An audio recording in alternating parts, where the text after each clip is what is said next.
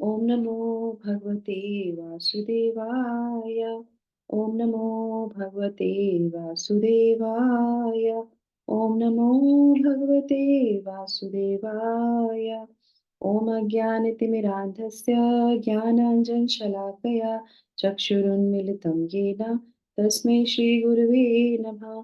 नमः ॐ विष्णुपादाय कृष्णपृष्ठाय भूतले श्रीमते भक्तिवेदान्त स्वामिन् इति नामिने। नमस्ते सारस्वते देवे गौरवाणी प्रचारिणे निर्विशेषा शून्यवादी पाश्चात्यदेशतारिणे। जय श्री कृष्ण चैतन्य प्रभु नित्यानंद श्री अद्वैत गदाधरा श्रीवासादि गौर भक्तवृंदा। हरे कृष्णा कृष्णा कृष्णा हरे हरे हरे रामा राम राम हरे हरे। जगत गुरु शिला प्रभुपाद की जय। भगवत वाणी भगवत गीता जी की जय। गुरु महाराज की जय। हरे कृष्णा। हरे कृष्णा। तो उपस्थित सभी भक्तों का बहुत बहुत स्वागत है आज के हमारे भगवत गीता के इस सत्र में चेतोदर्पण महाजनम। तो सुबह सुबह ब्रह्म मुहूर्त में हम लोग जो है भगवान के नाम का उच्चारण और उसके बाद भगवान ने जो शिक्षाएं दी हैं भगवत गीता में एक एक श्लोक के माध्यम से हम इसको अपने जीवन में लाने का प्रयास करते हैं शिक्षाओं के साथ। तो कल हमारा जो है एक पार्ट छूट गया था, रिकॉर्डिंग में नहीं आ पाया वो, तो मैं उसको भी यहाँ पे ऐड करती हूँ। तो कल हम लोग जो पढ़ रहे थे तो उसमें जो है भगवान जो है अर्जुन जो है प्रश्न करते हैं और बोलते हैं कि जो भी आपने ये मुझे पद्धति सिखाई है ये बहुत कठिन है ना। मेरे लिए जो है ये अ, सामान्य नहीं लग रही है और जो है व्यवहारिक भी नहीं है, अव्यवहारिक है। तो और चार गुण जो है वो बताते हैं, कौन कौन से हैं वो बताते हैं इसमें कि जो है चंचल है मन मेरा बहुत, और उसके बाद जो है चंचल है प्रमाथी करता है तुच्छ चीजों में आता है, उसके बाद बलवत है बहुत जो है बलवान है, और उसके बाद जो है दृढ़ भी है, हठीला है जिद्दी है नहीं मानता है। तो इस तरीके से वो बताते हैं। तो उसी के संदर्भ में हम लोग जो है बात कर रहे थे, और शिला प्रभुपाद तात्पर्य में कठोपनिषद का उदाहरण भी देते हैं ना। तो उसमें ही जो है हमने एक उदाहरण लिया था श्रीमद् भागवतम से। तो उसमें ये बता रहे थे, मैं फिर से एक बार शेयर करती हूँ जिसमें जो लोगों ने कल यूट्यूब में माध्यम से नहीं देख पाया उनके लिए यहाँ पे। तो श्रीमद् भागवतम में जो है यहाँ पे अवंती ब्राह्मण जो है ये बोलते हैं श्रीमद् भागवतम के 11वें स्कंद में 23वें अध्याय के 42वां ये श्लोक है। द्विज उवाचा नायं जनो मे सुख दुःख हेतुर्न देवतात्मा ग्रह कर्म कालः मनः परं कारणमामनन्ति संसार चक्रम परिवर्तयेद यत्। तो इसमें क्या बोलते हैं वो, इसमें बताते हैं कि ये जो भी मेरे जीवन में सुख और दुख आता है ना, जो भी कारण है वो क्या है, वो कोई और नहीं है। कौन? ना ये जितने भी लोग हैं आसपास के वो भी नहीं है, कोई जो है देवता भी नहीं है, और मेरा अपना शरीर भी नहीं है, ना ही कोई ग्रह है, कोई नक्षत्र है कि हाँ ये ग्रह चल रहा है वो भी नहीं है, कोई जो है मेरे पिछले कर्म भी नहीं है, और ये और बल्कि समय भी नहीं है। वो कहते हैं कि समय खराब है, समय भी नहीं है। वो क्या कहते हैं, ये सिर्फ और सिर्फ मेरे मन ही है जो मुझे सुख में और दुख में डालता है। तो इस तरीके से और मैं बार बार जो है इस भौतिक जगत के चक्र में फंस जाता हूँ। तो इस तरीके से अवंती ब्राह्मण जो है श्रीमद् भागवतम में बताते हैं। और इसीलिए जो है क्या करना चाहिए, अपने मन को जो है, जो जिद्दी है, जो हठीला है, जो चंचल है, इसको कंट्रोल में करना चाहिए। अब ये सारी बातें जो सुन के क्या करते हैं, अब भगवान आंसर देना प्रारंभ करते हैं। अच्छा देखिए, भगवान आंसर देते हैं उससे पहले शिला प्रभुपाद आंसर देते हैं। तो हम लोगों ने कल क्या जाना था कि भगवान शिला प्रभुपाद हमें बहुत अच्छा उदाहरण देते हैं कि आपको क्या करना चाहिए, आपको हरि नाम की शरण लेनी चाहिए, आपको भगवान की शरण लेनी चाहिए। भगवान कलयुग में स्वयं हरि नाम के रूप में आते हैं। तो इसलिए कलयुग के लोगों को, अब अर्जुन के लिए जो द्वापर में इतना कठिन था, तो कलयुग के लोगों के लिए तो बिल्कुल आसान नहीं होगा। तो इसीलिए हमें हरि नाम लेना चाहिए। और हरि नाम कैसे करता है, एक जो है 16 पहाड़ों की तरह, जैसे वायु, वायु को अगर मान लेते हैं कि हमारा मन है, चंचल है और इसको रोक पाना वायु की तरह कठिन हो रहा है, तो वो क्या कहते हैं, हरि नाम आपको प्रोटेक्ट करता है। कैसे? जैसे कि 16 पहाड़ जो है चारों तरफ लग जाते हैं, जो दिखते नहीं हैं, पर वो उसको रोक लेते हैं, उस वायु को। तो इस तरीके से करते हैं। अब यहाँ पे आते हैं आज के श्लोक में, है ना? तो आज के श्लोक में जो है श्लोक संख्या 35 लेंगे हम, करेक्ट? हाँ।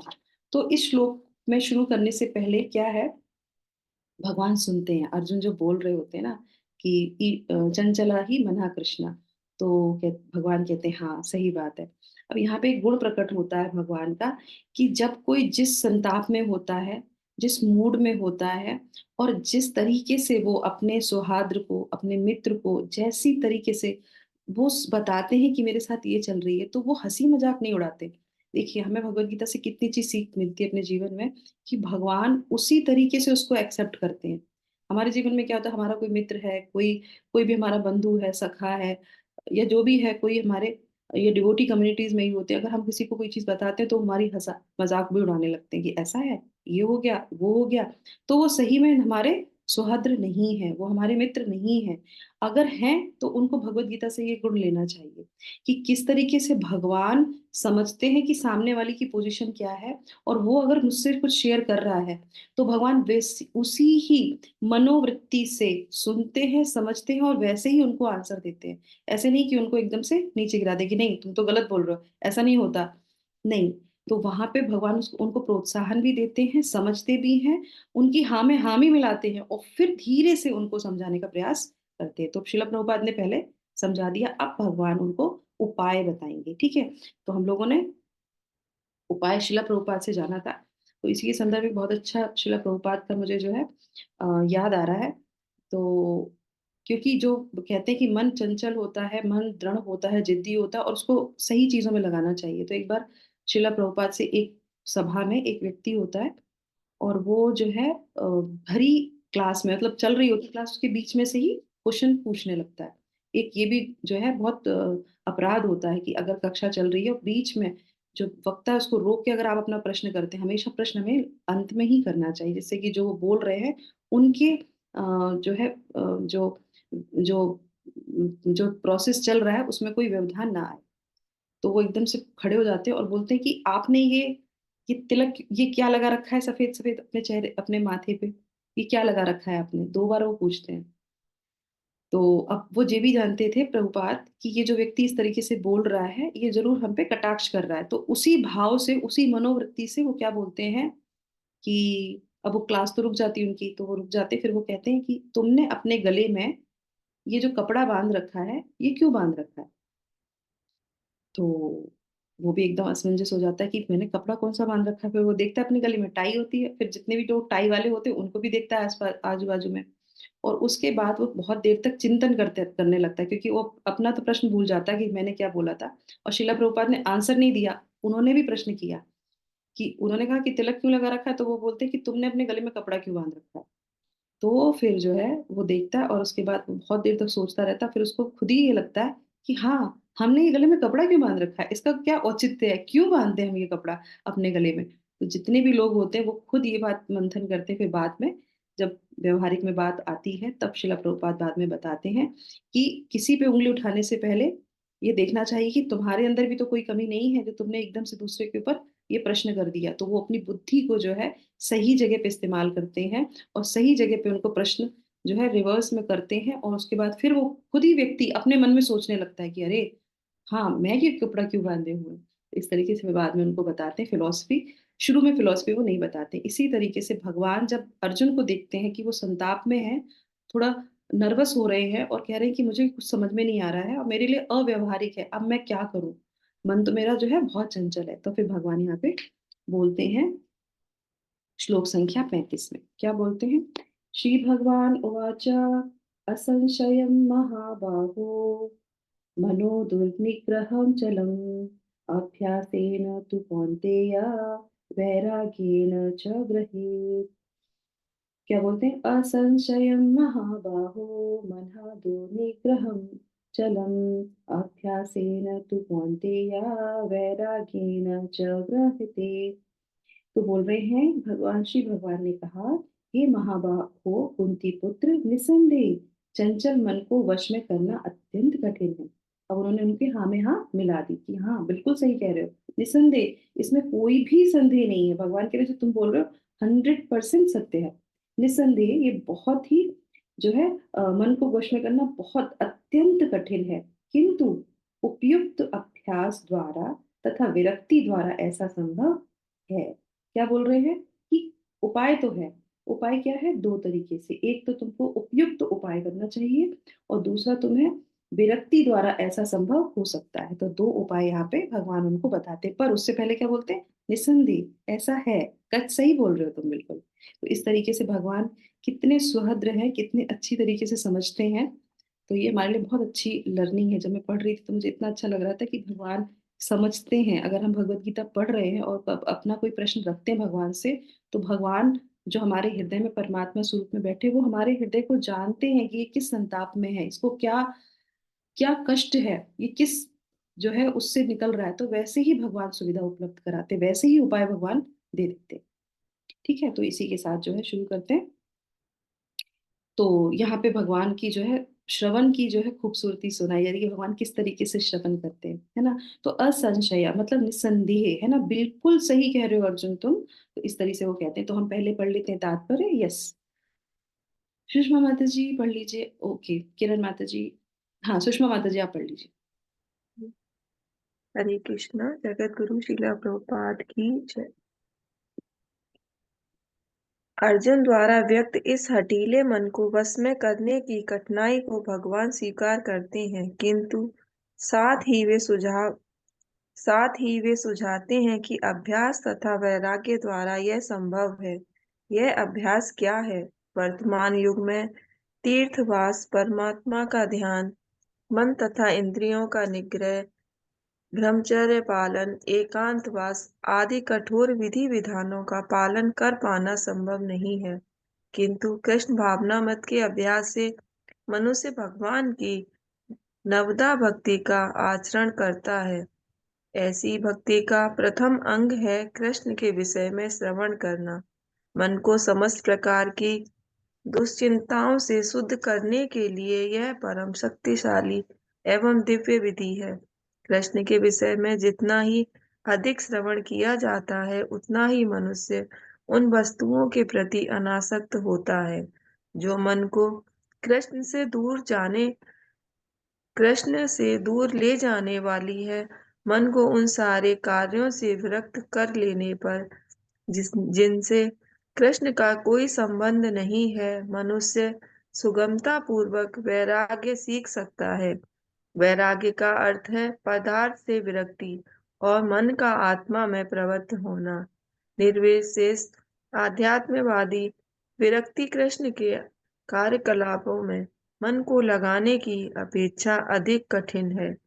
यह व्यवहारिक है क्योंकि कृष्ण के विषय में श्रवण करने से मनुष्य स्वतः परमात्मा के प्रति आसक्त हो जाता है। यह आसक्ति परेशानुभूति या आध्यात्मिक तुष्टि कहलाती है। यह वैसी ही है जिस तरह भोजन के प्रत्येक कौर से भूखे को तुष्टि प्राप्त होती है। भूख लगने पर मनुष्य जितना अधिक खाता जाता है, उतनी ही अधिक तुष्टि और शक्ति उसे मिलती जाती है। इसी प्रकार भक्ति संपन्न करने से दिव्य तुष्टि की अनुभूति होती है। क्योंकि मन भौतिक वस्तुओं से विरक्त हो जाता है।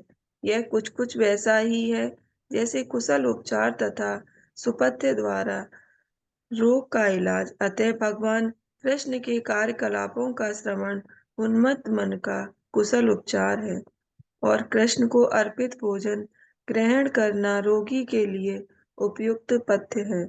यह उपचार ही कृष्ण भावनामृत की विधि है। Hare Krishna. Thank you so much माता जी। हरे कृष्ण। तो यहाँ पे जो है बहुत अच्छे से श्रील प्रभुपाद ने हमको उपायों के बारे में बताया 2 तरीके से। तो सबसे पहले वो बता रहे हैं कि अभ्यास करना है तथा वैराग्य द्वारा यह संभव है। पर उसके कहते हैं कि अभ्यास है क्या? तो बहुत से लोग इसको सोचते हैं कि हमें क्या करना चाहिए, अभ्यास में हमें तीर्थवास करना चाहिए, हमको जो है परमात्मा का ध्यान करना चाहिए, हमें इंद्रियों को निग्रह मन को, इंद्रियों को निग्रह कर लेना चाहिए, ब्रह्मचार्य पालन करना, एकांतवास, ये सब जो विधि विधान है ये बहुत कठिन है। किसके लिए? कलयुग के लिए। ये नहीं हो सकता, करना संभव जो है नहीं है। पर अभ्यास हमें किसका करना चाहिए? भगवान की नवदा भक्ति का। नवदा भक्ति में क्या है? सबसे पहले आता है श्रवण। तो श्रवण अगर हम करते हैं, और एक्चुअल में ये वर्क करता है, अगर आप डेली कुछ ना कुछ अच्छा सुनते हैं, तो बोलते हैं कि जब आप श्रवण करते हैं तो श्रवण करते करते कहीं ना कहीं आपको किसी ना किसी समय में वो ध्यान आ जाएगा। जैसे हम लोग शिला प्रभुपाद के बारे में हमेशा सुनती रहती हूँ, मुझे बहुत अच्छा लगता है, तो वो कहीं ना कहीं जब मैं पढ़ती हूँ तो ऑटोमेटिकली आ जाता है। उनका कोई चरित्र का कोई भी ऐसी घटना मुझे सामने आ जाती है। और सबसे अच्छी बात है, जिससे आप सुनते हैं या जिसके बारे में आप सुनते हैं उसके गुण भी आपके अंदर आ जाते हैं। इसलिए श्रवण बहुत ज़रूरी होता है। जैसे कि हम जब किसी की बुराई करते हैं, तो जो हम बुराई करते हैं तो क्या होता है, उस व्यक्ति की जो बुराई हो जाती है, वो हमारे अंदर आ जाती है ना? ये शास्त्रों में विधान है कि इसीलिए कहते हैं बुराई नहीं करनी चाहिए। बुराई करेंगे तो उसके गुण हमारे अंदर आ जाएँगे। अब हम लोग तो बद्ध जीव हैं, कहीं न कहीं कुछ न कुछ चीज़ें चलती हैं, पर हमेशा ध्यान रखना चाहिए इस चीज़ का। तो श्रवण में भी जब श्रवण करते हैं, तो वैसे भी गुण हमारे अंदर धीरे-धीरे आने लगते हैं। तो भगवान कृष्ण के बारे में श्रवण करना, तो भगवान की कृपा मिलती है, गुरु की कृपा हमको मिलती है, ठीक है? तो इसमें सबसे पहले हमारे लिए बहुत अच्छी एक शिक्षा ये है यहाँ पे, वो कह रहे हैं निस्संदेह ये बहुत कठिन है। तो जो भक्ति मार्ग में जब हम लोग आते हैं तो लगता है कि भक्ति मार्ग बहुत सरल है। इनको कोई और काम नहीं होता इसलिए ये लोग हरे कृष्णा करते हैं, ऐसा नहीं है। भक्ति मार्ग बिल्कुल भी सरल नहीं है।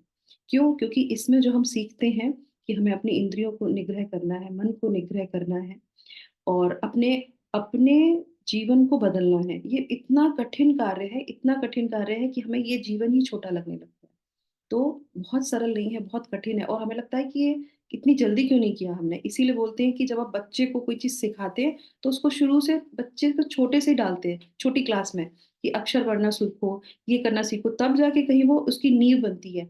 अब भक्ति में श्रीमद् भागवतम में ही एक उदाहरण आता है, 4th स्कंद में, तो उसमें 4th स्कंद के 27 श्लोक के 27 चैप्टर के 17वें श्लोक में जो है तात्पर्य में शिला प्रभुपाद लिखते हैं कि जो लोग ऐसा बोलते हैं कि अब मनुष्य जब बूढ़ा हो जाएगा, उसके बाद उसको कोई और कार्य करने को नहीं रह जाएगा, तो वो क्या करेगा? वो आध्यात्म में आ जाएगा। तो अगर वो ऐसा करता है कि भौतिक चीज़ों को अब सुख तो पा नहीं पा रहा है, वो कठिन हो गया उसके लिए, तो वो क्या करेगा? आध्यात्मिक सुख लेगा। अब और चीज़ों को छोड़ के अब भगवान का चिंतन करेगा। तो कहते हैं अगर वो ऐसा सोचता है तो वो अपने आप से छल करता है, किसी और से छल नहीं करेगा। बाहर वालों को दिखा देगा मैं तिलक धारण की हूँ, मैंने ऑरेंज कपड़े पहन लिए हैं, मुझे किसी से कोई आसक्ति नहीं। पर वो अपने आप से छल कर रहा है। क्यों? क्योंकि तुमने पूरे जीवन इंद्रियों को निग्रह नहीं किया। तुमने कभी शास्त्र नहीं पढ़े, तुमने कभी तत्व ज्ञान को नहीं समझा। अब अंत में तुम ऐसा नहीं कर सकते। क्यों? हम लोग कल ही श्रीमद् भागवतम पढ़ रहे थे, तो उसमें हम लोगों ने सौभरी ऋषि के बारे में सुना। हमने कथाओं में कई बार मैंने क्लास में बताया, सौभरी ऋषि क्या थे? यमुना जी में चले जाते हैं जो है करने के लिए कि नहीं भौतिक चीज़ों को देखूँगा तो मेरा पतन हो जाएगा, तो मैं यमुना जी के अंदर चला जाता हूँ। यमुना जी के अंदर चले गए, वो बूढ़े हो गए थे, बिल्कुल जर्जर हो गया था उनका शरीर, और वो अपने आप को कंट्रोल करने के लिए यमुना जी के अंदर जाते हैं, वहाँ पे तपस्या करते हैं, और तपस्या कितने सालों की उनकी तपस्या होती है, वो ऋषि होते हैं, और उसके बाद एक मछली को देखते हैं और मछली को देख के बाद उनका पतन हो जाता है। और उसके बाद फिर वो क्या करते हैं? उसके बाद मतलब जो है वो जो है विवाह कर लेते हैं 50 जो है रानियों से, और उसके बाद उनका जो है सबसे 100-100 पुत्र हो जाते हैं। और फिर वो बाद में मंथन करते हैं कि मेरी बुद्धि तो देखो, कि मैंने सिर्फ़ एक मछली को देखा संभोग करते हुए और मेरा पतन हो गया, इतने सालों की तपस्या खत्म हो गई। तो जो ऋषि जब नहीं रुक पाए, अर्जुन जो बोल रहे हैं बहुत कठिन है, क्या हमारे लिए जीवात्मा के लिए सरल है? बिल्कुल भी नहीं है। तो ये आध्यात्म की चीज़ डेली हमको इसका अभ्यास करना चाहिए। किसका? भक्ता नवधा भक्ति का, है ना? अब नवधा भक्ति में जो है सबसे पहले आ गया हमारा श्रवण, जैसे हमें शिला प्रभुपाद ने बताया, है ना? उसके बाद फिर क्या है? उसके बाद आ जाता है इसमें कि हमको जो है अभ्यास में हमें 4 चीज़ें जो शिला प्रभुपाद ने पहले ही बताई हैं, वो क्या है? ABCD, का हमें फ़ॉलो करना चाहिए। तो सबसे पहले हमें अच्छे लोगों के साथ एसोसिएशन करना चाहिए। जैसी होगी संगत, वैसी होगी रंगत। तो अच्छे लोगों के, अच्छा मतलब क्या है? सभी अच्छे होते हैं, किसी का भी चरित्र खराब नहीं है। ऐसे तो गलत लोगों के साथ तो वैसे भी नहीं उठेंगे-बैठेंगे, पर फिर भी जो व्यक्ति आपको स्पिरिचुअली आगे बढ़ाने का प्रयास करे, वो आपका सबसे अच्छा मित्र है, सबसे अच्छा सुहृद है। बाकी कुछ भी उसके अंदर खराबी हो, पर वो अगर आपको स्पिरिचुअली आगे लेके जा रहा है, अगर आपको हमेशा प्रयास कर रहा है, कोई ना कोई हमारे जीवन में ऐसा होना चाहिए, हमारा मेंटर, हमारे शिक्षा गुरु, है ना? दीक्षा गुरु तो खैर अलग लेवल के होते हैं, पर फिर भी ऐसा हमारे जीवन में एक व्यक्ति होना चाहिए जो हर समय आपको अ, पतन होने से आपको बचा सके। तो इस तरीके से वो एसोसिएशन हमको लेनी चाहिए कि कौन हमको इस पाथ पे आगे लेके जा रहा है, ठीक है? तो सबसे पहले एसोसिएशन ऑफ डिवोटीज़। डिवोटीज़ तो बहुत सारे होते हैं, पर कौन हमारे लिए चिंता करता है, कौन हमें आगे बढ़ाता है, वो बहुत इम्पोर्टेंट पॉइंट है। दूसरा क्या हो गया बी से? बी से क्या है? बुक, जैसे कि हम लोग सुबह भगवद गीता पढ़ते हैं। तो ये हमारा क्या है? ये अभ्यास है। हम सीख रहे हैं, तत्व को जान रहे हैं और अपने जीवन में इसको लेके आ रहे हैं। उसके बाद सी से क्या है? हरि नाम को जप करना, चैंटिंग। तो हम लोग सुबह उठ के भगवान के नाम का जप करते हैं, ये चैंटिंग हो गया हमारा। डी से क्या हो गया हमारा? डाइट, है ना? कि हमको क्या खाना चाहिए, हमें भगवान का उच्छिष्ट खाना चाहिए, हमें भगवान को भोग लगा के खाना चाहिए। तो जैसा खाएँगे अन्न वैसा होगा मन, तो मन को कंट्रोल करने का ये बहुत अच्छा अभ्यास है। ई से क्या? ये आप बताइए। ई से क्या? ए, बी, सी, डी, ई। पहले भी बता चुके हैं हम लोग। सुमन माता जी हैं यहाँ पे, हरे कृष्ण। आज मैं आवाज़ सुन रही थी माता जी की जपा में।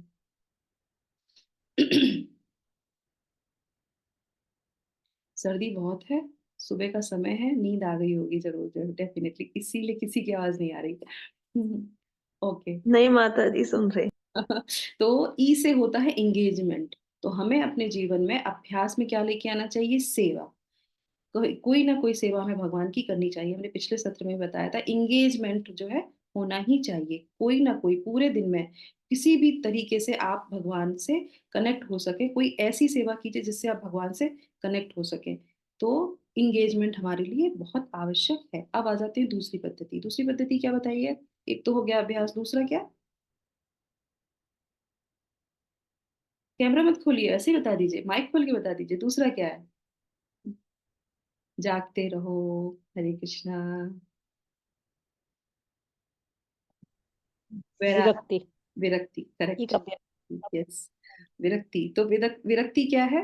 विरक्ति जो है, अब देखिए, ये जब हम लोग पढ़ते हैं, मैं जब शुरू शुरू में जब कृष्णा कॉन्शियस में आई थी, तो जब मेरे शिक्षा गुरु ने मुझे बोला कि 16 माला करनी है, 4 रेगुलेटरी प्रिंसिपल्स फॉलो करने हैं, तो हमने कहा 4 रेगुलेटरी प्रिंसिपल्स क्या है? 16 माला को तो अभ्यास नहीं है, चलो धीरे धीरे करते करते अभ्यास हो जाएगा, तो 16 माला तक पहुंच जाएंगे। और ये 4 रेगुलेटरी प्रिंसिपल्स क्या है? तो वो बताते कि ऐसे जो है आपको मादक सेवन नहीं करना है, मांसाहार नहीं करना है, जो है पर स्त्री पर पुरुष जैसे वो नहीं करना, संबंध नहीं करना है आपको, और गैम्बलिंग जो है नहीं करनी है। तो हम कहते हैं कि ये सब चीज़ें क्यों हैं? ये तो ऐसे ही नहीं करते हम, ये तो हम वैसे ही नहीं करते हैं। तो हमने कहा ये तो समझ में नहीं आया, मतलब इसमें इससे अध्यात्म का क्या है? मतलब ये तो जो लोग नहीं करते होंगे, नहीं करते होंगे, वही लोग शायद अध्यात्म में आते होंगे, अब इतनी बुद्धि तो थी नहीं।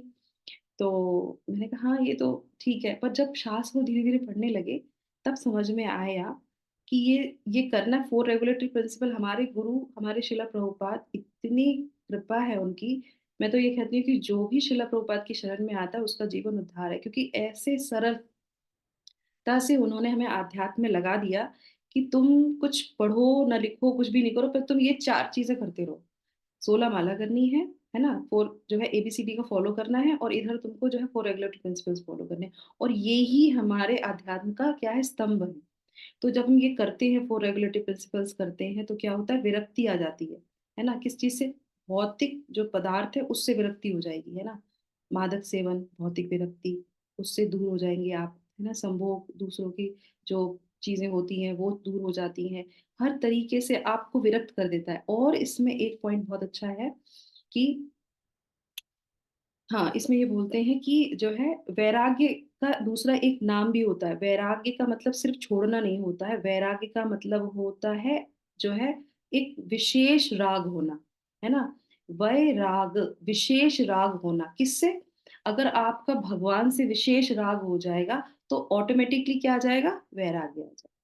तो हम भगवान से क्या करते हैं? राग करते हैं, और उधर जो है इधर क्या हो जाता है? भौतिक चीज़ों से अपने आप ही वैराग हो जाता है। इसीलिए श्रील प्रभुपाद कहते थे हायर टेस्ट एक बार आप आ जाएगा, तो ऑटोमैटिकली लोअर टेस्ट चला जाएगा। तो इसीलिए वो कहते हैं कि ये चीज़ें छोड़ दो, इस चीज़ को पकड़ लो बस। उसके बाद क्या है? अभ्यास भी हो गया, और आपका क्या हो गया? वैराग्य भी आ जाता है। तो विशेष राग के ऊपर जो है मैं आपको एक छोटी-सी कथा बताती हूँ। तो इस हमारे जो है इंद्रद्युम्न महाराज हैं, अगर जो लोग भक्ति में हैं, जो लोग जिन लोगों ने सुना होगा, जब वो भक्ति में नहीं आए थे तब की बात है ये। तो शुरू-शुरू ही था उनका, शुरुआत की थी, उन्होंने किताब लिखी है इसके ऊपर, सिल्वर स्पून, अगर आपको जो लोग हैं पढ़ सकते हैं, ले सकते हैं। और तो वो क्या उन्होंने क्या किया कि वो थोड़ा-थोड़ा डिवोटीज़ के एसोसिएशन में आने लगे। तो 3 साधुओं से मिले वो, साधु मतलब जो उच्च स्तर पे थोड़े-से थे, जो प्रैक्टिस अच्छी कर रहे थे, अभ्यास अच्छी कर रहे थे, तो उनसे उनका मिलना हुआ। और मिलने के बाद जब उनसे वो मिले तो उन्होंने देखा कि बहुत अच्छा कीर्तन करते हैं, तो उन्होंने अपने घर में उनको इनवाइट किया कि आप आइए हमारे यहाँ और हम लोग साथ में मिलके थोड़ा-सा भजन करेंगे, थोड़ा-सा सीखेंगे आपसे। तो बोले ठीक है, हम आते हैं। तो वो 3 साधु उनके घर में आए। और वो जब आते हैं, ब्रह्मचारी ही होते हैं वो, 3 ब्रह्मचारी होते हैं, तो वो आते हैं उनके घर में और आने के बाद जो है, देख वो सुबह उठे और उठने के बाद जो है, बढ़िया से उन्होंने जो है, सारा काम वो ही करेंगे। उन्होंने कहा सब कुछ हम ही करेंगे और हम आपको सिखाएँगे कि कैसे करना है, कैसे हम लोग करते हैं। तो उनकी जीवन शैली को जानने के लिए उन्होंने इनवाइट किया था महाराज ने। तो जब उन्होंने देखा कि सुबह उठ के एकदम मंगला आरती की आवाज़, तो वो उठते थे, अरे ये लोग मंगला आरती कर रहे हैं, तो वो उठ के उन्होंने देखा। उसके बाद जपा करना, तुलसी आरती करना और उसके बाद फिर जो है श्रीमद् भागवतम पढ़ना और उसके बाद फिर वो जो है भोग बनाते थे भगवान के लिए। वो बहुत सुंदर तरीके से और इतने तरीके का आइटम बनाते थे और बना के फिर उनको खिलाया, तो वो इतने खुश। पर वो 3 दिन उनके साथ रहे, 3 दिन रहते में उन्होंने एक चीज़ ध्यान दी कि एक जो उसमें से जो है ब्रह्मचारी है, उसके पास एक चांदी की चम्मच है। उनके पास एक चांदी की चम्मच है और वो अपनी चम्मच के साथ ही रहते हैं। खाएँगे भी उसी से, उसको साथ में रखेंगे, धो के खुद अपने पास रख ली। मतलब ये, और वो जब वो फिलॉसफी सुन रहे थे तो वो कहते हैं कि यही जो कि हमें जो है वैराग्य हमारे अंदर होना चाहिए, है ना? तो फिर वो कहते हैं कि लास्ट में वो जब लास्ट वाला दिन होता है तो वो कहते हैं कि मुझे एक सब कुछ बहुत अच्छा लगा, पर एक चीज़ मुझे समझ में नहीं आया। आप लोग कहते हैं कि हम जब इस बात पे आते हैं, हमको वैरागी होना चाहिए, हमें किसी भी चीज़ से आसक्त नहीं होना चाहिए। आपने अपना घर छोड़ दिया, सब कुछ कर रहे हैं, पर आप एक छोटी-सी तुच्छ-सी चम्मच से इतना आसक्ति आपको, ये बात वो बोलते हैं। तो वो कहते हैं कि वो चुप हो जाते हैं। फिर वो बोलते हैं कि क्यों? बताइए, मुझे आंसर दीजिए। आपने कहा कि हमें वैराग्य होना चाहिए, हमें किसी चीज़ से आसक्ति नहीं होनी चाहिए। ये चम्मच तो चाँदी की है और आप चाँदी की चम्मच से इतना आसक्त हो गए कि आप उसको लिए-लिए घूमते हैं और कहीं भी नहीं छोड़ते उसको। तो वो कहते हैं कि नहीं, ये आसक्ति भौतिक आसक्ति नहीं है, एक आसक्ति आध्यात्मिक भी होती है। तो बोले ये क्या होती है? ये तो मुझे नहीं, अब उनको तो समझ में नहीं आएगी ये बात। तो वो कहते हैं कि ये आध्यात्मिक आसक्ति है और ये होना बहुत अच्छा होता है। तो बोले क्या आध्यात्मिक आसक्ति, क्या है इसमें ऐसा ख़ास? तो वो कहते हैं कि ये जो चांदी की चम्मच है, ये श्रीला प्रभुपाद के द्वारा मुझे दी गई है। तो इसीलिए मुझे जो है अपने प्राणों से भी ज़्यादा प्यारी है, क्योंकि ये मुझे मेरे गुरु ने मुझे दी है। तो इसलिए मैं इसको एक पल के लिए भी कहीं अलग नहीं छोड़ता, क्योंकि ये मेरे लिए ब्लेसिंग है, उनकी कृपा है मेरे ऊपर। तो वो कहते हैं कि ये तो कोई बात नहीं हुई, कृपा तो हर तरीके से हो जाती है। एक चांदी की चम्मच से इतनी आसक्ति क्योंकि गुरु ने दी है, तो हम तो नहीं मानते इस चीज़ को, तो वो उस पे कन्विंस नहीं हुए। और उसके बाद ये बात चलती रहती है और उसके बाद फिर वो समझते नहीं, क्योंकि वो अध्यात्म में नहीं आते। रात में सो जाते हैं और सुबह जब वो उठते हैं तो वो कहते हैं कि आज बड़ा सन्नाटा-सा लग रहा है, कुछ आवाज़ नहीं आई क्योंकि 3 दिन पूरे हो गए थे। और जब ब्रह्मचर्य कोई पालन करता है तो उसमें पहला जो नियम होता है, जो सन्यास की तरफ जाते हैं, कि 3 दिन से ज़्यादा किसी के घर पे आपको नहीं रुकना है। तो वो 3 दिन पूरे जाते हैं और वहाँ से वो चले जाते हैं, पर जाने से पहले वो क्या करते हैं, एक लेटर लिख के वहाँ पे छोड़ जाते हैं, जिससे कि आप जब उठें तो आपको पता चल जाए कि हम लोग जा चुके हैं। तो वो जब सुबह उठते हैं, बहुत सन्नाटा लगता है कि सुबह मंगला आरती नहीं हो रही है, तो उनको बहुत दुःख होता है कि अरे! सब लोग चले गए क्या? तब पर एक टेबल पे देखते हैं, एक छोटा-सा बॉक्स रखा होता है और वहाँ पे एक लेटर लिखा होता है। तो वो उठते हैं और बहुत उनकी उसमें तारीफ़ होती है कि आपने 3 दिन जो है हमें बहुत अच्छे से यहाँ पे हमें आपने जो है होस्टिंग की आपने, बहुत हॉस्पिटैलिटी बहुत अच्छी थी आपकी और हम लोगों ने बहुत अच्छे से यहाँ रहे, जपा किया, सत्संग किया, हरि नाम लिया और बहुत कुछ जो हम लोगों ने आदान-प्रदान किया और हम अब यहाँ से जा रहे हैं और आपके लिए एक छोटा-सा गिफ्ट, क्योंकि आपने इतना अच्छा हमारे साथ व्यवहार किया, तो उसके उपलक्ष्य में हम आपको एक छोटा-सा गिफ्ट देके जा रहे हैं। और वो गिफ्ट रख के चले जाते हैं। तो जब वो खोलते हैं तो उसमें से क्या निकलती है? वही चांदी की चम्मच, जो उनके गुरु ने उनको दी थी। तो इस तरीके से वो वहाँ पे वो जो आसक्ति थी, जो उन्होंने बोला कि तुम्हारी आसक्ति है, तो कहते ठीक है, कोई बात नहीं, अब ये हम आपको देके जा रहे हैं। अब वहाँ पे उन्होंने वो त्याग भी कर दिया, पर वो उनका क्या था, भौतिक जो है वैराग्य नहीं था, वो उनका आध्यात्मिक जो है वैराग्य भी था और आध्यात्मिक ही आसक्ति थी। और जैसे इंद्रदम्न महाराज जैसे ही वो उस चम्मच को देखते हैं, वो फूट-फूट के रोते हैं और फिर वो चम्मच उनको बहुत प्रिय हो जाती है। वो कहते हैं कि मुझे पूरे जीवन के लिए क्या मिली है? शिक्षा मिली है कि हम अपने गुरु से कैसे कनेक्ट हो सकते हैं। तो इसलिए हमारे लिए यहाँ पे लर्निंग क्या है कि अगर हम अभ्यास करते हैं गुरु के शरण में आके और गुरु से हमारी आसक्ति होती है, गुरु के वाक्यों में हम लोग जब भजन गाते हैं ना, गुरु जो है वंदना गाते हैं ना, वो कहते हैं श्री गुरु चरणे रति से ऐसे उत्तम गति। अगर गुरु के चरणों में हमारी आसक्ति है, वो हमारी सबसे ऊंची क्या है? गति है। तो इस तरीके से वो यहाँ पे ये हमें समझने में आया कि क्या करना चाहिए, हमें आसक्ति ही करनी है। पर किससे करनी है? स्पिरिचुअल आसक्ति अगर हम करते हैं, राग करते हैं, तो वैराग्य ऑटोमेटिकली आ जाता है। ठीक है? तो इसी के साथ हम यहाँ पे इसको विराम करेंगे और श्रील प्रभुपाद भी हमको इसी तरीके से यहाँ पे बता रहे हैं। और एक बहुत अच्छा इसमें उदाहरण एक और दिया था कि क्या करते हैं हम जो है जैसे हम भोजन खाते हैं, तो भोजन खाने से जैसे हम तुष्ट हो जाते हैं, तो उसी तरीके से जब हम आध्यात्मिक चीज़ों को करते हैं, तो भक्ति एक ऐसी चीज़ है जो क्या करती है, 3 चीज़ें एक साथ करती है। तो इसमें शिला प्रभुपाद ने लिखा खाना खाएँगे तो आपको बल भी मिलेगा और आपकी तुष्टि भी हो जाएगी। तो भक्ति में भी यही होता है, जब हम भक्ति के मार्ग में आते हैं या हम अपने गुरु से मिलते हैं, तो क्या होता है कि हम जब भक्ति में कोई भी सेवा करते हैं, है ना? कोई भी ऐसा नवदा भक्ति का कोई भी एक अंग ऐसा लेते हैं, जिसमें तुरंत के तुरंत हमको तुष्टि मिलती है, आनंद आता है और पुष्टि भी मिलती है। हमको अंदर से क्या होता है? शक्ति प्रदान होती है और फिर क्या होता है और उसके साथ-साथ जो है हमारा जो है पेट भी भर जाता है ना? अब हम जैसे ये प्रवचन कर रहे हैं, कोई भी व्यक्ति प्रवचन करे या किसी को कुछ समझाए, वो तब तक नहीं कर सकता जब तक वो उसने उसका क्षणिक अनुभव ना किया। तो भक्ति में वो ही आपको वो ज्ञान देता है या बताता है जिसने अनुभव किया है। सिर्फ़ पढ़ के बोलने से कुछ नहीं होता। किसी के हृदय में वो बात नहीं जाएगी, मस्तिष्क की मस्तिष्क तक रह जाएगी। पर अगर किसी ने ज़रा-सा भी उसको अनुभव किया है कृष्ण की भक्ति का या वो आनंद का कि हाँ, भगवान हमारा साथ देते हैं, भगवान हमारे पर कृपा करते हैं। हम जो चाहते हैं, भगवान उसको सुनते हैं और हमें सही मार्गदर्शन देते हैं। अगर उसने अनुभव किया है और वो उस अनुभव के साथ उस जो है क्षणिक जो कृष्ण प्रेमा होता है उसके साथ अगर किसी को बोलता है, तो किसी के सामने वो बात जाती है। तो ये बहुत बहुत अच्छी लाइन शिला प्रभुपाद यहाँ पे बताते हैं। अब आ जाते हैं हम दूसरे श्लोक पे। श्लोक संख्या 26 लेंगे हम। समय हो गया हमारा, ओके करेक्ट साइड टाइम पे हो गया हमारा, है ना? तो श्लोक संख्या 26 इसमें भगवान क्या बता रहे हैं? अब इसमें भगवान जो है यस असन हाँ, असंयत आत्माना योगा दुष्प्राय इति मे मतिः वश्य आत्माना तु यताता शक्यः आवृत्तुम् उपायतः। तो इस श्लोक में बताते हैं जिनका मन उच्छृंखल है ना? उनके लिए आत्म साक्षात्कार कार्य करना कठिन होता है।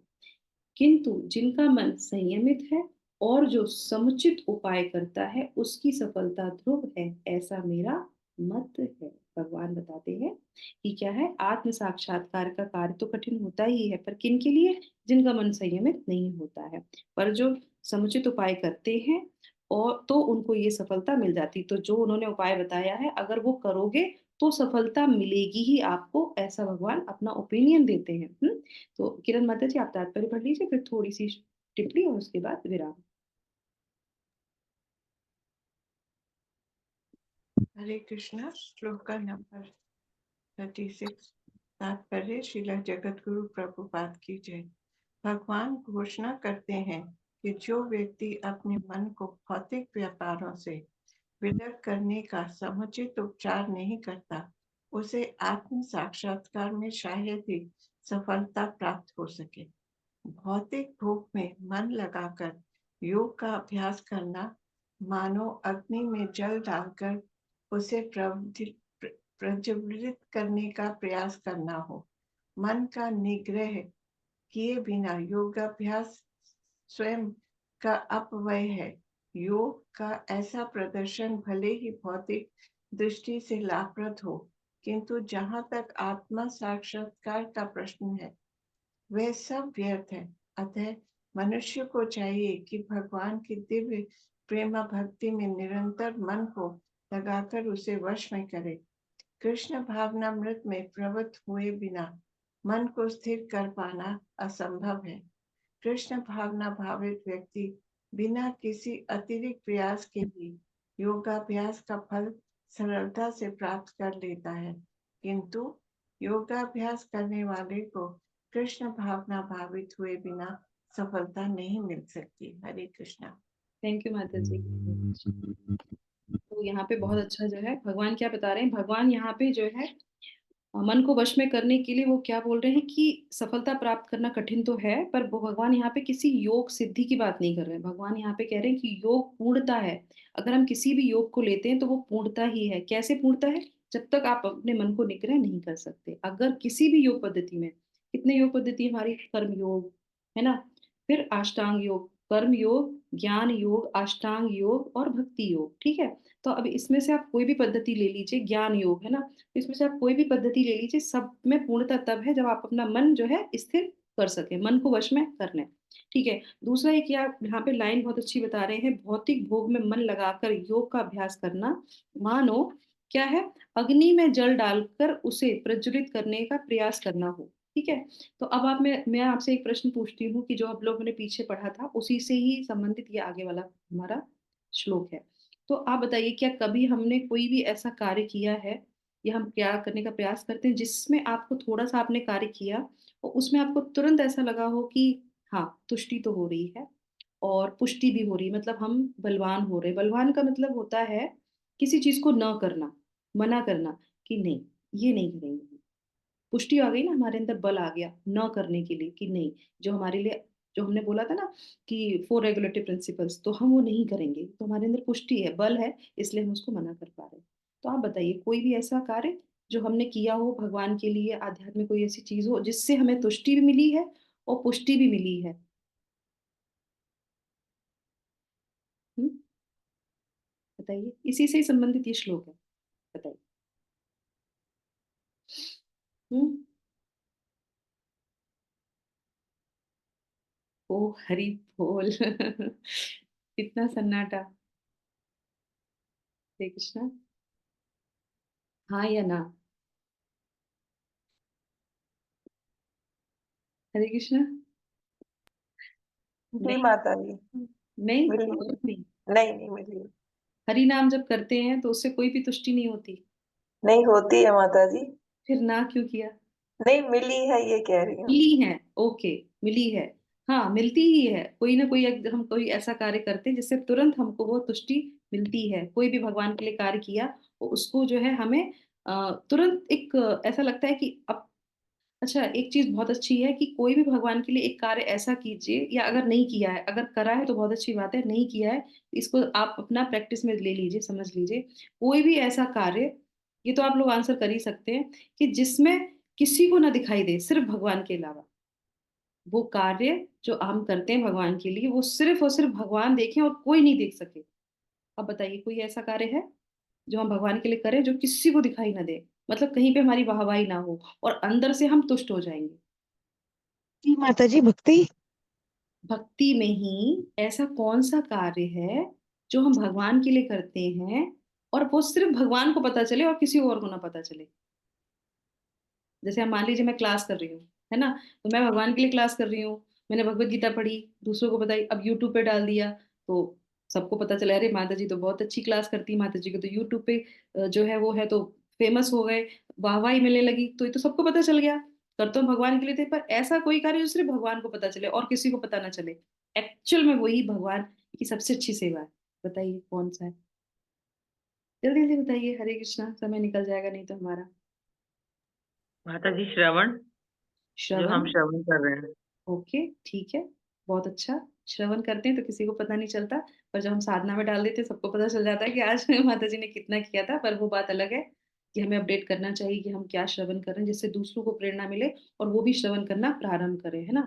माता जी ने बहुत अच्छा पॉइंट बताया कि हम जब भगवान का श्रवण करते हैं तो अकेले में करते हैं, तो वो भी बहुत अच्छा है। यस, और बहुत अच्छा पॉइंट। आत्म हाँ, आत्मनिवेदन।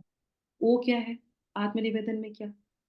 जब भगवान से हम प्रेयर करते हैं, बिल्कुल भगवान और हमारे बीच में होता है, और किसी को नहीं पता हो। सेवा, सेवा वो तो हमने भगवान से मांग लिया, प्रार्थनाओं में हमने भगवान से मांग लिया कुछ। सेवा कौन सी ऐसी सेवा करते हैं? श्रवण करना भगवान की सेवा करना है ना, भगवान के बारे में ग्लोरिफिकेशन उनका हम सुनते हैं। सेवा हम कौन सी करते हैं जिससे कि सिर्फ भगवान को पता चले और किसी को पता ना चले? माता जी भगवान के लिए भोग बनाना। और भोग बना के फिर क्या करते हैं हम उसको? हम अब खाते हैं, सब लोग खाते हैं कि अरे बहुत बहुत बढ़िया बना है ये तो, है ना। तो भगवान के अलावा हम लोग एंजॉय कर लेते हैं, करेक्ट कि नहीं कर लेते? अगर भगवान छोड़े ना तो हम बनाए ही ना, माँ भगवान हलवा ही खा लो तुम। क्योंकि आप तो छोड़ते ही नहीं हमारे लिए, हमें दूसरों के लिए फिर से बनाना पड़ता है। हम्म दूसरों को ना पता मान, चले। हम्म, मानसिक मंत्र जप। मानसिक मंत्र जप। मंत्र जप। हम्म। मानसिक मंत्र जप तो हम लोग नहीं करते। हम लोग जो है उच्चारण हम लोग को बोला गया है कि हम लोग को जो है उच्चिष्ट करना चाहिए, हम लोग को जो है मानसिक नहीं करना चाहिए। तो हम जो है मानसिक जप तो नहीं करते हैं, हम लोग तो बोल बोल के करते हैं जब। और जब जब जब अच्छा करते हैं तो वो भी दो लोगों को पता चल जाता है। हरे कृष्णा। यस माता जी, बताइए कौन बताएगा? चलिए आप सोचिए, सोचिए कौन सा ऐसा कार्य है, कौन सी ऐसी सेवा है जो हम सिर्फ भगवान के लिए करें और किसी को पता ना चले आसपास में कि हमने भगवान के लिए सेवा की है। और तब आप देखिएगा आपके अंदर तुष्टि आएगी, आपके अंदर पुष्टि आएगी और आपको और करने की इच्छा बढ़ेगी। वो भगवान से आपको एकदम से कनेक्ट करेगा। ठीक है, इस पर आप विचार कीजिएगा, ये आपके ऊपर है। ठीक है माता? माता जी भगवान जी के दर्शन, भगवान के दर्शन।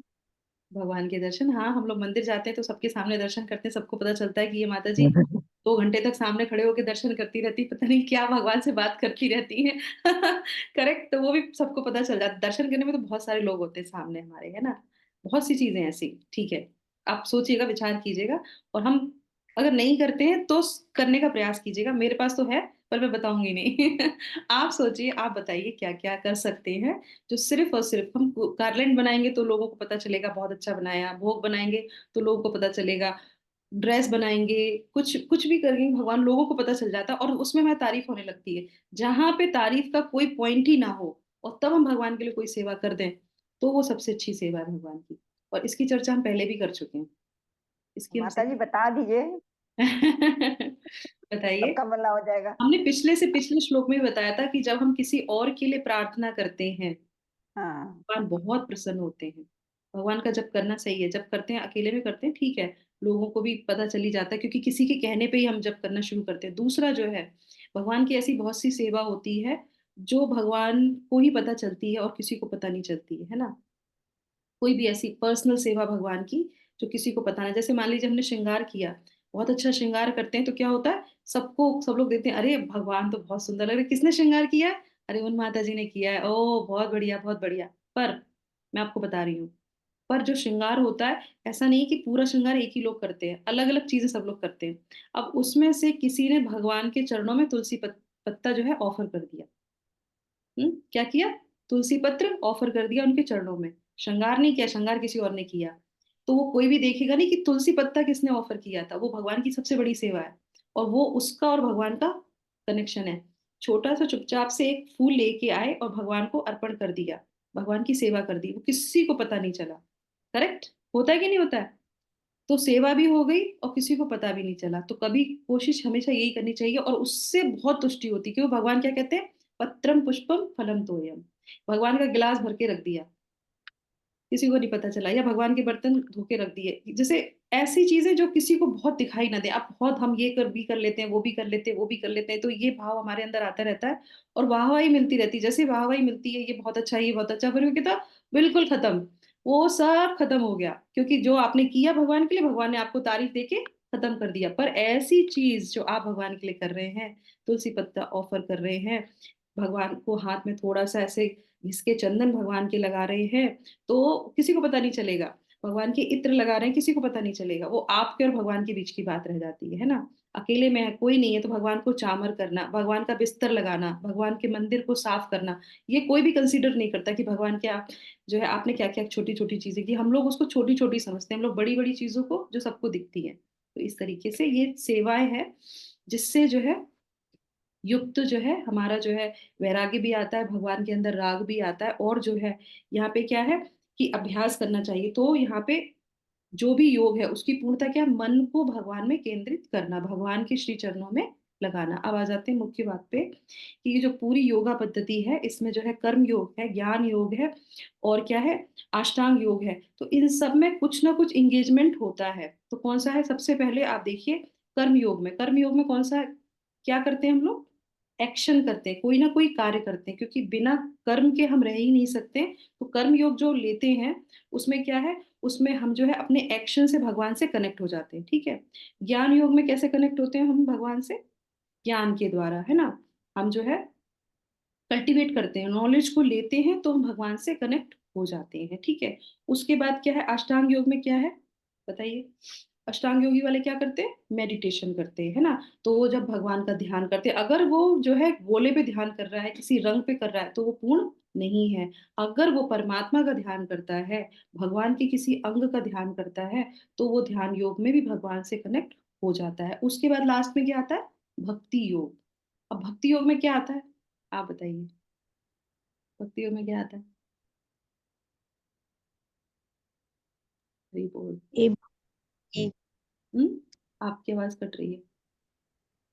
हरे कृष्ण आप लिख के बता दीजिए, माता लिखिए, जी। मैसेज में लिख दीजिए आपकी आवाज। ABCDE।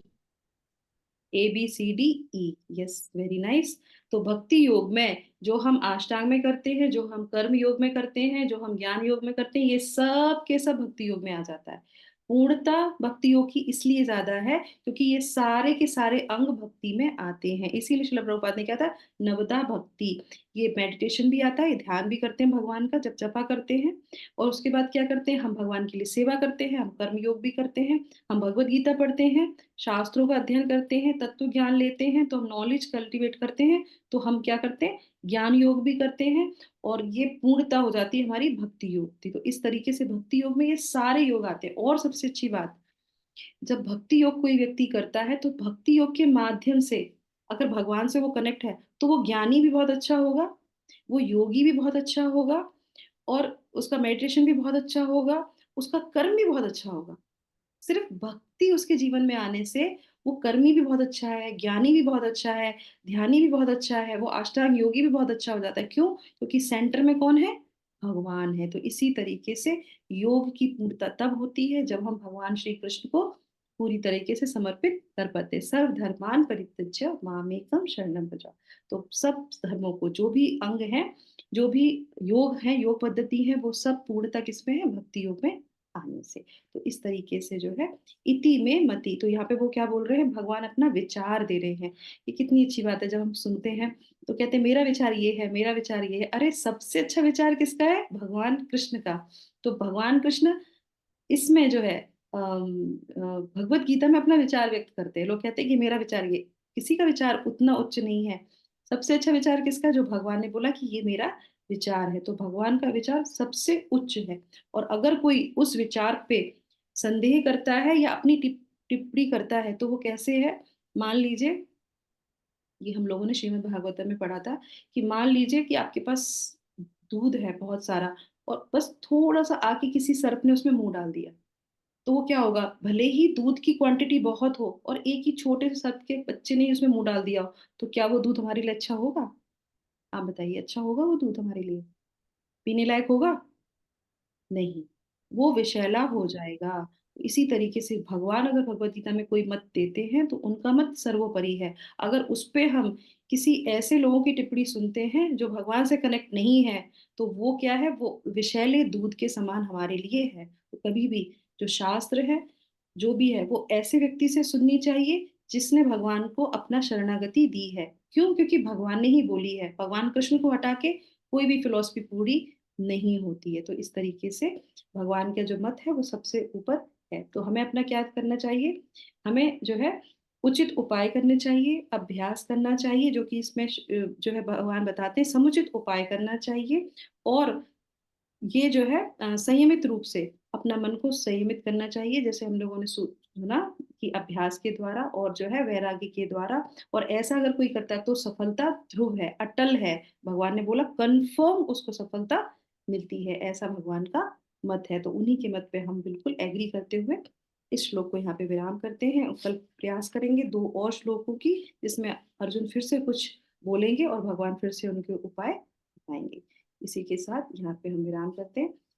हरे कृष्णा कृष्णा कृष्णा हरे हरे, हरे रामा राम रामा हरे हरे। जगत गुरु शिल प्रभुपाद की जय। सभी लोगों को बहुत बहुत धन्यवाद सत्र में जुड़ने के लिए सुबह सुबह ठंड में। कल हम सुबह फिर से मिलेंगे नए श्लोक के साथ। धन्यवाद। हरे कृष्ण।